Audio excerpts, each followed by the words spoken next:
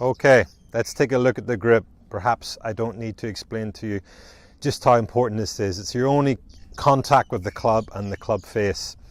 So first of all, let's look at the left hand. Left hand is predominantly a finger held grip. What we're looking for is that the club is placed somewhere between the middle of your index finger and the base of your baby finger. So it's sitting across your hand and a diagonal, let's say, but predominantly a finger held grip. So once you've placed the club here and you're closing your fingers over, you can start to get a sense of where the pressure points are and where you're creating that firm hold. So as the hand is closing over, you can see the fleshy part of your left hand is starting to sit on top of the grip, which is creating that very secure hold between the last three fingers and the fleshy part of your hand. This is really where the pressure is applied. That's where if there's any strength in your grip, that's where it's going to be. Now as the hand closes over, the thumb starts to sit down the front of the grip. The length of the thumb can be quite an important thing. So some people stretch their thumb down the hand. That puts a lot of tension in the top part of your forearm. It separates your thumb from your index finger. Some people may be too short a thumb. It's creating a gap here underneath the thumb. Again, it's going to help. It's not really going to provide any support at the top of the swing. So we're looking for a relaxed thumb position which creates a connection between the index finger and thumb. Now, a couple of checkpoints here for you on the left hand. When you're looking down, we want to see approximately 2 knuckles, 2.5 knuckles. This might vary depending upon your the level of golfer you are. I'm going to recommend that if you're more in a beginner golfer, intermediate golfer, or anybody who struggles with missing the ball to the right, I'm going to almost recommend that you perhaps see 3 knuckles. This would mean that the V created between the index finger and thumb would point towards your right ear or even a little bit outside your right ear. Now if you're more the advanced player, elite player, perhaps stick with that 2 to 2.5 knuckle grip, but there's plenty of great golfers in the world number ones, who have a stronger grip. Very few golfers I would like to see with a weaker grip. So you're looking for neutral, 2 to 2.5 knuckles to strong. Really stay away from the 1 knuckle grips. You look down a driving range of a tour event, there might be 1 in 100 players with a weak grip. There might be 30 to 40% with a stronger grip, and the rest would be more in the neutral range. Now, there's no data to back that up. That's really just my opinion, but stay away from the weak grips. Now, as I say, the V between the index finger and thumb is a checkpoint. If you're stronger, you're outside the right ear. If you're more neutral, you're more somewhere between your right ear and your nose if you're looking at it in a mirror. So you've got a couple of checkpoints there. Now, moving on to the right hand. The right hand is also a predominantly finger held grip. So when we're placing our right hand on the club, again, it's across the base of the fingers. Maybe not quite a diagonal, maybe more horizontally across the hand, across the base of the fingers. Now, as we're closing the hand over, the lifeline of your right hand meets the thumb of your left hand. It's really creates a nice secure fit and helps your hands work together.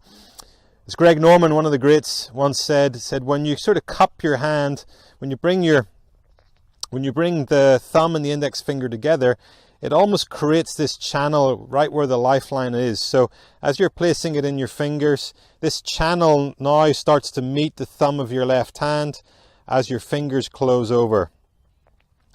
Now, one of the important things here as you're placing your right hand on the club is this index finger and thumb. It creates what we would call a trigger finger, where the index finger is slightly separated from the middle finger. That, with the thumb placed on the left side of the grip, now the index finger and the thumb are almost meeting each other. So now as we're closing over, let's talk a little bit about the pressure points. The pressure points in the right hand would be more in these middle 2 fingers, and they provide a little bit of pressure, helping the palm of the right hand push down onto the thumb of the left hand. That's actually quite an important point to help you start the swing correctly and help your wrist start to set in the backswing. That the pressure point in the middle 2 fingers pressing down on the thumb of the left hand. Some checkpoints here for you would be the V. Again, there are preferences in this. A lot of coaches and players like the V pointing more up the middle of the body. I think that's more for the experienced, more the elite player. If you're somebody, an intermediate player, somebody who struggles missing to the right side, perhaps your V can point a little more towards your right eye or your right ear. But if you're in that zone, I think you've got a good right hand grip and you don't need to worry about it too much. So I feel these guidelines are going to ensure that you're holding the club reasonably well, somewhere between neutral and strong, depending upon the level of your play. But I made mention to the pressure points, and I want to take that a step further, give you some checkpoints that you're holding the club correctly and you're providing the correct pressure to the club. Your checkpoints are in the backswing. First of all, the left hand. As I made mention, these last three fingers are providing the hold on the grip, providing the pressure, trapping the club between the fleshy part of your hand and your fingers. And if you're doing this correctly, as you go to the top of the backswing, you'll feel a very secure hold of the club. There's a lot of pressure on your hands as you're changing direction, as the club wants to continue moving and your body wants to start in the downswing. If you're gripping too much in the palm of your hand or your pressure's not correct, you might start to see a gap or feel a gap between the fleshy part of your hand and the club. So that's a good checkpoint in your left hand. If you're gripping correctly, you've got the correct pressure, you'll really feel like you can maintain a secure hold at the top of your backswing. Your right hand, I made mention to the middle two fingers, providing pressure with the palm of the hand pushing down under the thumb. Also, this trigger finger helps provide some support at the top of your backswing. So when we take the club to the top, say the club wanting to continue moving, the body starting down, the trigger finger very much helps to support the weight of the club of your index finger. If you maintain the pressure down onto the thumb, you'll really feel like you can support the movement of the club as it's swinging to the top of the backswing and as your body is changing direction. So don't neglect the importance of the correct pressure points in your grip. Lastly, joining your hands together now. Like with every part of the game, I want you to apply some of your own feeling to this. Yes, there's some guidelines, but it's where you feel most comfortable and it's where you feel like your hands can act as one unit. That's what we're looking to achieve. So during my demonstration, I've been using what's called the overlap grip. Some people call it the Varden grip, and that's where I'm creating a channel between the index finger and the middle finger, and my baby finger of my right hand is resting in that channel. Now, some people who say they've got kind of long, skinny fingers say they like this grip. Actually, I have kind of little short, chubby fingers, and I still prefer this grip. So I say it's a guideline. It's where you feel most comfortable. Now, if you are a little bit more shorter finger, chunky finger, a lot of players use the interlock grip. Jack Nicklaus, Tiger Woods, people like this. I believe Rory uses the interlock grip. So there's a lot of evidence to say a lot of good players are using this grip.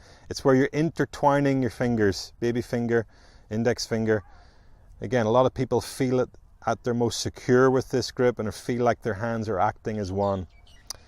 One of the last options, or the last options of the common grips that are used, would be the 10-finger grip or the baseball grip. That's where you're not joining your hands.